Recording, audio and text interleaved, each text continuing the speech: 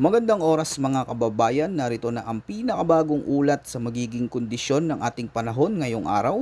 Nakapasok na sa Philippine Area of Responsibility si Super Typhoon Inday. Taglay pa rin ang napakalakas na kondisyon at posibleng mas lumakas pa habang papalapit na sa Northern Luzon.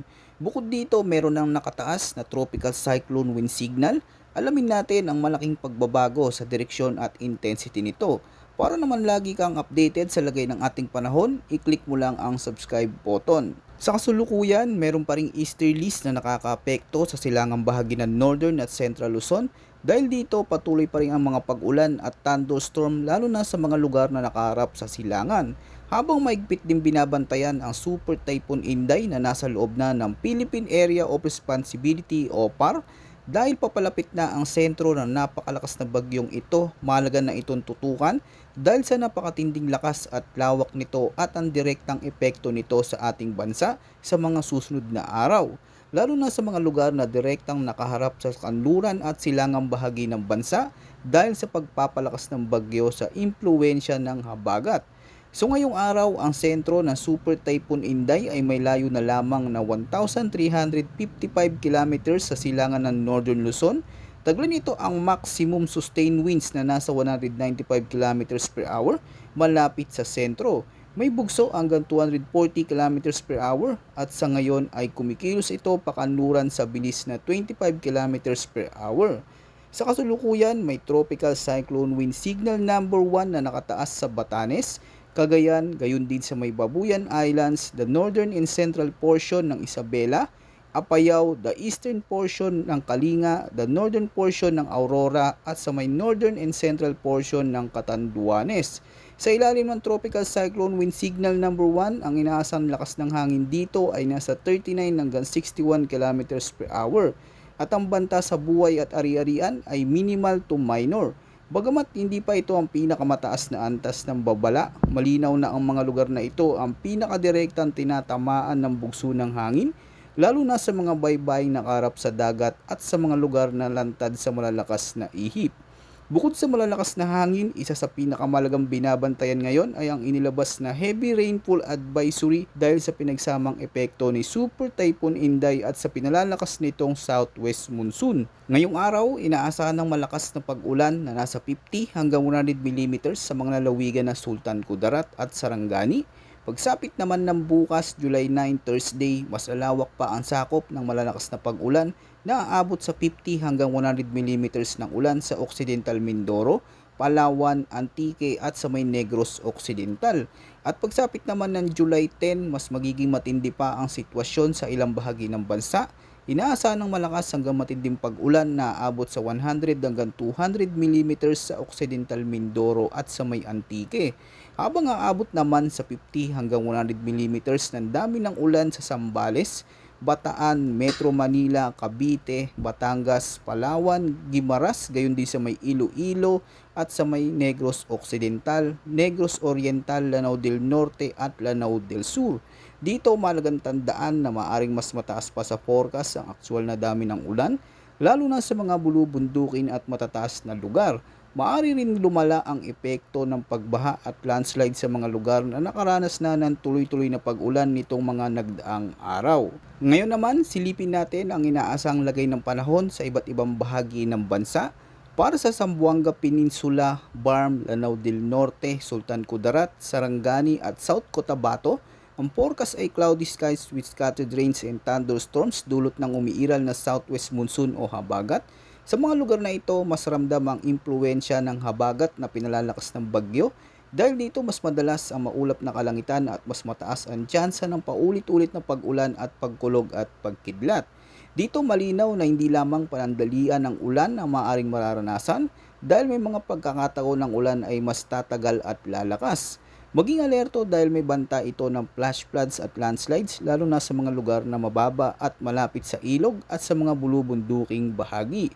Sa Zamboanga Peninsula, asahan ang mga yugto ng maulap na panahon na may pabalik-balik na pag-ulan sa iba't ibang oras ng araw. Sa Barm, particular sa mga komunidad na malapit sa baybayin at sa mga lugar na dinadaluyan ng tubig mula sa kabundukan, mahalagang maging alerto sa posibilidad ng mabilis na pagtaas ng tubig. Samantala sa Lanao del Norte, Sultan Kudarat, Sarangani at South Cotabato, ang tuloy-tuloy o sunod-sunod na pag-ulan ay maaaring magdulot ng localized flooding at pagguho ng lupa sa mga lugar na may matatarik na dalisdis. Habang inaasang lalo pang lalakas ang habagat sa mga susunod na araw dahil sa impluensya ng Tropical Cyclone Inday, posible ring maging mas malala ang mga pag-ulan sa mga lugar na ito. Samantala, para naman sa nalalabing bahagi ng Mindanao, ang forecast ay partly cloudy to cloudy skies with isolated rain showers o thunderstorms dahil pa rin sa southwest monsoon.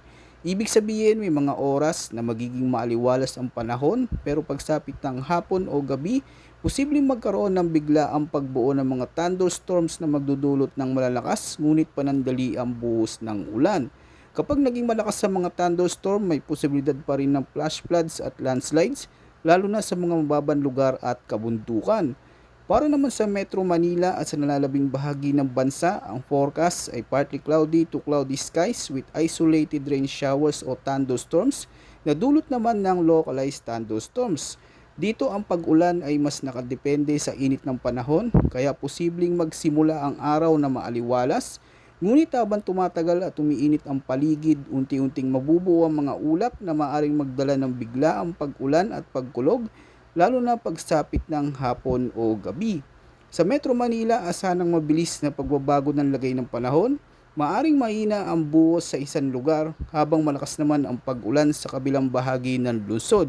Ganito rin ang inaasang sitwasyon sa malaking bahagi ng Luzon, Visayas at sa mga lugar ng Mindanao na hindi direktang naapektuhan ng mas aktibong habagat at kung magiging matindi ang mga thunderstorm. Posible pa rin ang pagbaha at pagguho ng lupa sa mga lugar na madaling maapektuhan. Ngayon, tignan natin ang latest general outlook para kay Super Typhoon Inday at kung ano ang inaasang magiging galaw nito sa mga susunod na oras.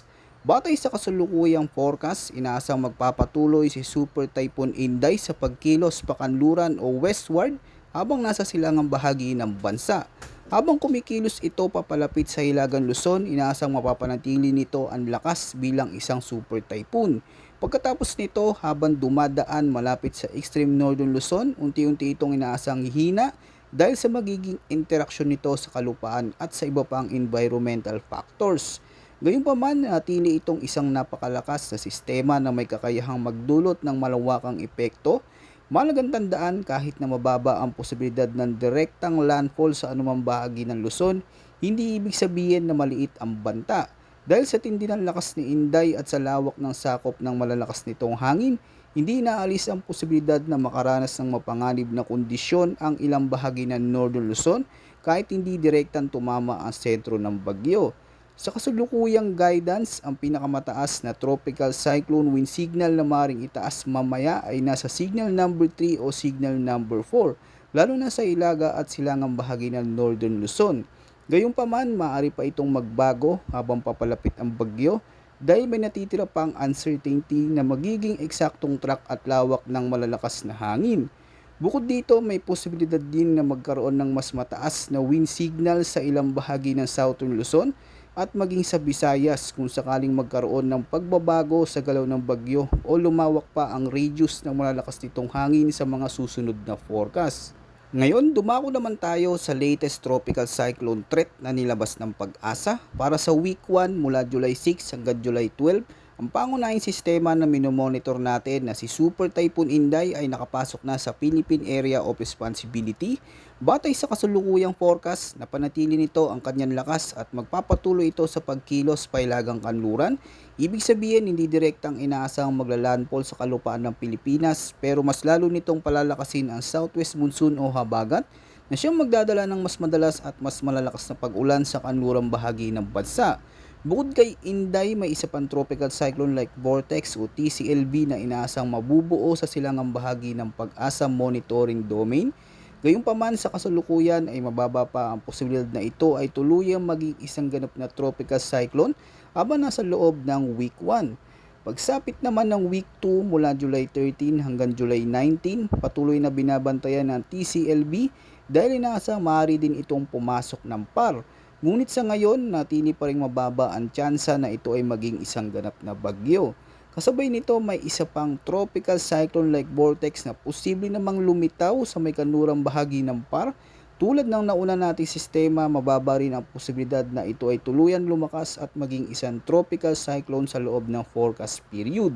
Sa kabuuan, ipinapakita ng forecast na aktibo ang tropical cyclone threat potential ngayong week 1 dahil sa presensya ni Inday at ng isa pang binabantayang weather disturbance. Samantala, mas mababa ang posibilidad ng pagbuo ng bagong bagyo sa week 2, bagamat hindi ito nangangahulugang wala ng dapat bantayan dahil maaari pa rin magbago ang kondisyon ng atmosfera sa mga susunod na araw. Kaya naman mahalagang tandaan na ang ganitong forecast ay nagsisilbing early guidance natin. Posible pa itong magbago habang may mga bagong datos na pumapasok. Patuloy nating babantayan ang bawat development at ihatid ang mga pinakabagong update upang manatili kayong handa at ligtas sa anumang posibleng pagbabago ng panahon.